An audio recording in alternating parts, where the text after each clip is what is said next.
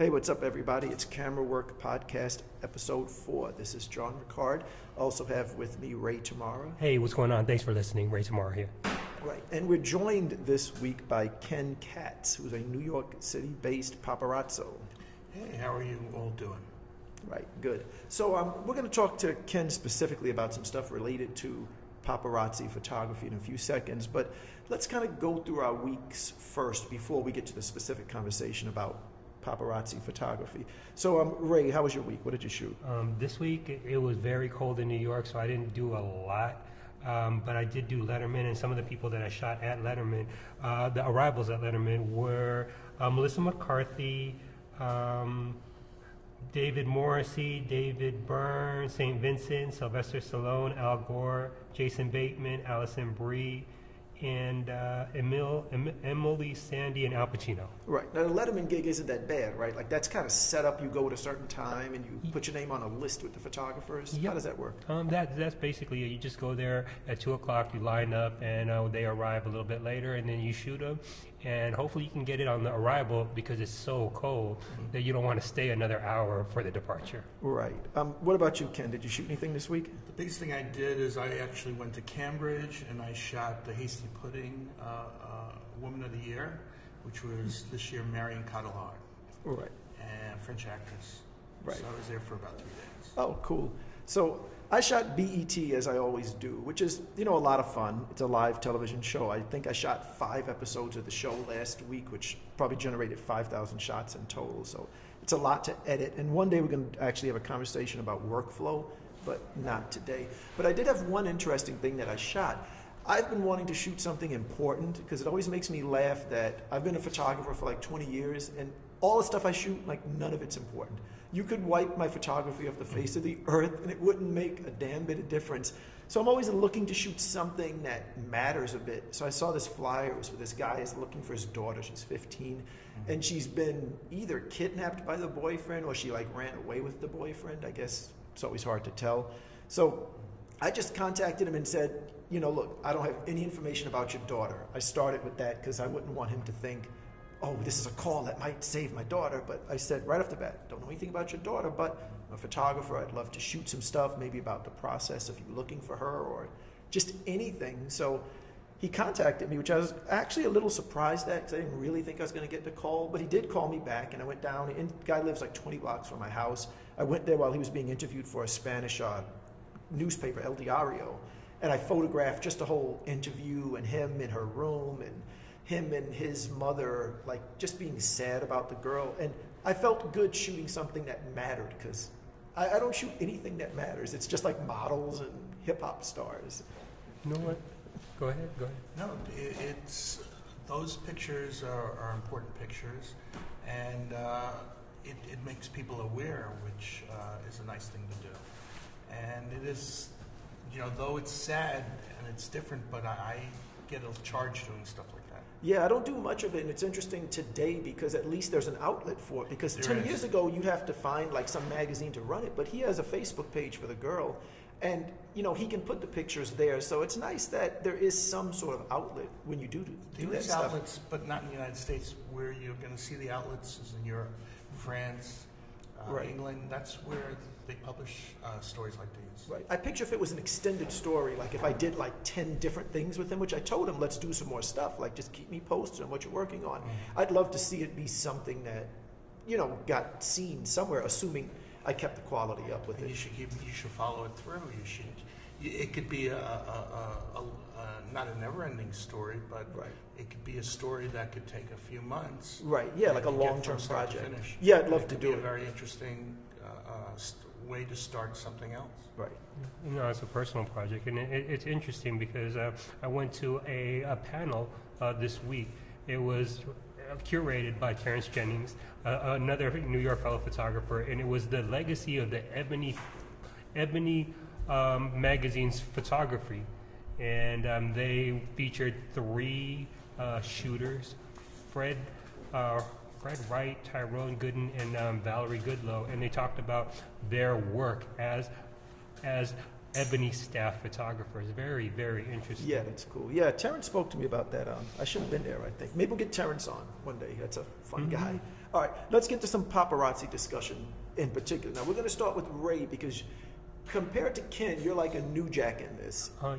No, I mean, just like how, for people who don't know, John got me into photography, and then Ken saved my career in other words, if I get you into photography, you're going to be in trouble. And then, and Ken was, there was an incident. Maybe we'll go over it at a later date, but he helped me get over obstacles that I was encountering. And I definitely respect Ken. Right. We have conversations about equipment. We have conversations about exercise. Right. We have conversations about... Right. All right. But let's get to you specifically as a paparazzo. Okay. Mm-hmm. So why did you transition into that? What were you shooting before you started doing that type of photography? With photographers and paparazzi photographers, everyone is adaptable, and you have to be in this day and age. So I was shooting a lot of parties, and now that business dried up for me. So I had to go where... Well, where did that business go? Why did that dry up? Because the record labels didn't have as much money, the liquor companies didn't have as much money, and oddly enough, I was shooting BET with you, and they kicked me out, so I had to go someplace else. So I went to Letterman, and when I went to Letterman, that introduced me to a whole segment of photography, and that I hadn't been shooting before. Right. Now here's the thing that I think is one of the most interesting things. There's two types of photographers that shoot on the street. And everybody thinks, not everybody, but the people who don't understand it seem to think there's only one type, meaning they think everybody's a paparazzo. And it's an offensive term to some people. And it can be annoying that, like, if you shoot arrivals, someone will call you a paparazzo, but you're not. So can one of you guys, Ken, just explain the difference between a guy that shoots arrivals versus a paparazzo? Well, arrivals are basically, I guess they call them now, red carpet photographers. What I do is basically hardcore paparazzi. But before you get to that, explain what is the life of an arrivals photographer. For someone who doesn't understand the difference. Is a red carpet photographer is they go to there's a movie premiere or some type of opening, and these guys will get a press release, and they'll show up at a certain time, usually an hour before the event starts. They'll get a spot, and they'll photograph celebrities or the people coming into the event. Right. Now, do these guys have permission to take those photos?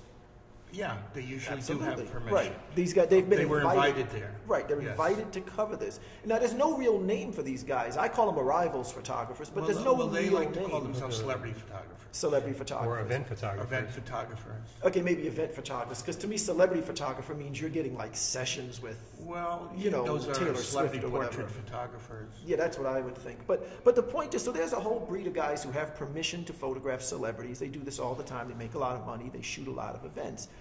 That's one category of photographer. Those guys are not paparazzi photographers. They're not paparazzi, but nowadays people are just group everybody together. Even, right, honestly, you go to a court, hardcore press, Daily News, New York Post, they cover the court sessions.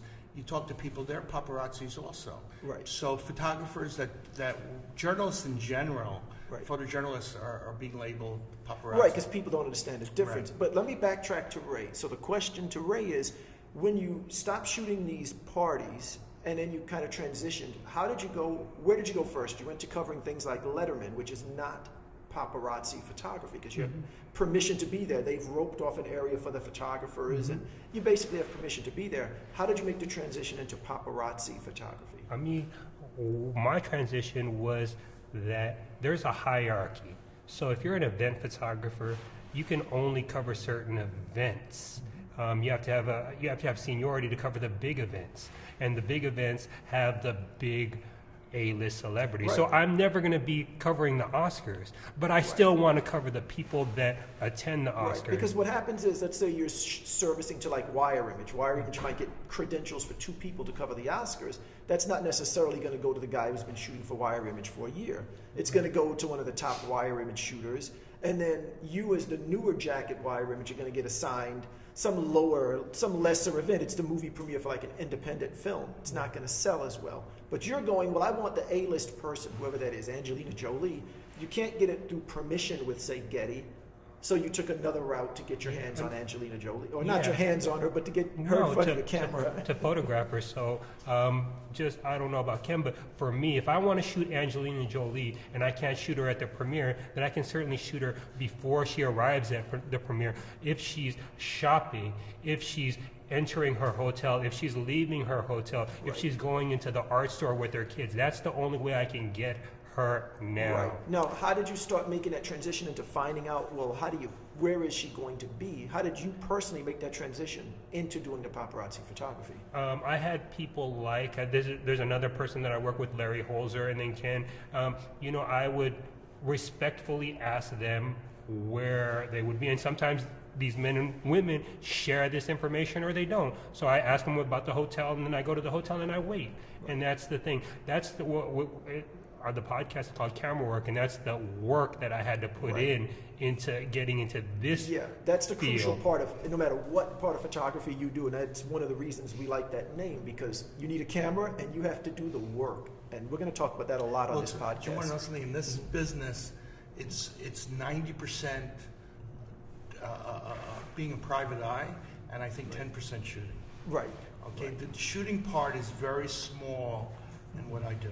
Right. I might shoot for 2 minutes or 3 minutes, but it could take me hours to find out. But let me backtrack with you, because now you're coming from a different breed than Ray, because Ray's been doing this, what, like 5 years maybe, something in that area? Right. Mm-hmm. When did you start doing the paparazzi type photography? I started in '77. I've been doing it a long time. Yeah, that's back in, that's film, that's, that was, that's Nikon F3. Now it's an overcrowded business. Right. Now, what were you doing before that? Were you doing photography in a different fashion? I started, I went to school of visual arts, and from there I became an assistant. I was an assistant for about 5 to 8 years, I don't remember. I worked for a company that had accounts for Seagram's, Macy's.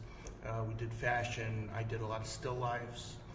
And from there, I was kind of bored with still lifes. And then I hooked up with a trade magazine, of all things, a Japanese trade magazine. And they were interested in food photography.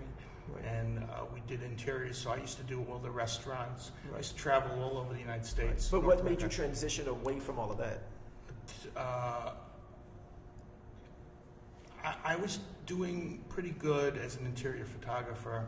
I had some decent clients, and I had a lot of friends that were doing paparazzi. And I used to go out on the side because it was fun. Right. And how many guys were doing it back then? You hit the street, how many guys are near 6. you? Right. 6 to 10, not much. It was a way of going out on the weekends. I'd hang out. It was more for me to hang out with people and have fun. Right. We go to restaurants. Then we go and shoot Broadway plays. Right. How long did it take? How long did it take before you started making money at it? If you were just doing it for fun. This business is a problem. The newbies get used a lot. No, let's go back. Let's stay back. I'm talking about even back then when I started. Oh, okay, so go on. And I met a few agents that you don't know what to do with the pictures. So somebody introduces you to an agent, and they take your work, and they give you pennies on the dollar, and they tell you, well, I'm earning 2 cents for it, and they give you 2 cents. Right. So initially, I think the first agency I worked, I made about $75 a month. Right. Okay, but I was still going to, I was working other jobs, and I was doing it on the side. And then I met actually a French agency. It was a hardcore paparazzi agency. Right. And he told me to jump on board. I jumped on board. And within 3 or 4 months, I was making about $2,000-3,000 a month. Right. In '77, that was good. That's how I started. Right. And what were you shooting with back then in terms of gear? I started with Nikon, then I switched to the EOS 1, the Canon. Right. And now I'm back to Nikon. Oh, okay. So how difficult was it back then to figure out where the celebrities are? We didn't have as much. It was a lot harder. Okay. Right. There was no internet. Right. So how were you doing it back then? You have to be a people person. So you have to be able to talk to people and to just ask a lot of questions. And I used to make friends with doormen, limo drivers, publicists, and if they liked you, you got information. Right. Now I'm thinking it's a little different today because Ray is admittedly someone that very often doesn't like to talk to a whole lot of people. And I'm that way myself sometimes where I can just get in my zone, I got my headphones on, I don't want to talk to a lot of people. Do you find that you need to really communicate with a lot of people, Ray, to get the information? If I want the shots, if I want to be omnipotent and everywhere, then I have to be plugged in. But it goes against how I'm not comfortable with that, so I miss a lot of shots, and I'm fine with that. I go to some of the hotels that I know that celebrities like to stay at, and I just stay there. Right. I've definitely made a personal decision to do the paparazzi my way. Right. And I think it's interesting because a lot of us photographers went into photography because we really aren't that social. We'd rather play with gear and play with lenses, and the camera is like this barrier between me and you. Like, I've always been like that also, but then I'm a lazy photographer, I call it, a lazy paparazzi. I don't want to work a lot. I have other things I enjoy doing. For me, this is a job. Sometimes it's fun, a lot of times it isn't. So I want to get the picture and then do my other things. So for me to do that and not waste time, I have to talk to people. Right. And I learned it. Right. Okay, it wasn't something I was good at. I was a very shy kid. And I learned how to talk to people. And if there's one thing that I try to communicate to anybody is anyone can learn anything. And we have to understand that it's not a matter of like, well, I'm not good at dancing or I'm not good at this. Right. If you put in the work, the camera work, that part of it, you can learn anything. Now, you might not rise to the level of a Michael Jordan and dominate everybody in that chosen field, but if you are not good at talking to people, you can learn how to talk to people to the degree that you need to do it if you put in the work. You have to always, we were talking about this before we started, you have to always get out of your comfort zone. If you stay in your comfort zone, you'll never get anywhere. And you have to push yourself, and that's the only way you can move forward. Right. So I've learned that, and I always tell people to do that, and you just have to get yourself out of the comfort zone and learn something. Right. Now, let's get to today, because again, you've been in this since '77. I mean, that's forever. So talk to us about some of the differences between how it works. And first, are you still doing it? Are you still a paparazzo today? I do it. I'm not doing it as much. I don't have the passion to do it as some of the younger guys. Right. But you have to, for me, I have to work smart, and that's how I make a living. Right. What are some of the differences, though, between doing it in 2013 versus 1977? I imagine there's a lot. 1977, I basically, you were a lone photographer. I used to shoot a lot of the Kennedys. Back then, the Kennedys like were... Jackie O kind of thing? Jackie O, JFK Jr., Ted Kennedy. And they were sort of I actually, when I worked with this French agency, they used to, the Monaco family used to come to New York once or twice a year. Princess Caroline and Prince Albert. My French agency used to send me on them 24/7 for the week they were there. And at the end of sometimes it used to take, when you shot and when you got paid was 2-3 months later, you'd see it in your sale report, and it was a lot of money. Right. What about JFK Jr.? Was he a big one in a little bit later down the road? What I learned to do is I looked for my own Monaco family in the United States, and the Camelot family was the Kennedys. Got it. So I started on that, and I found a similar thing. I'd shoot Jackie O, and then 2-3 months later, I'd see these huge paychecks. I'd shoot JFK Jr., and I'd see these huge paychecks. And that was one of the reasons I stopped doing, actually, the still life stuff and the interior work, because I was making 10 times the amount of money doing paparazzi than I was doing in the studio.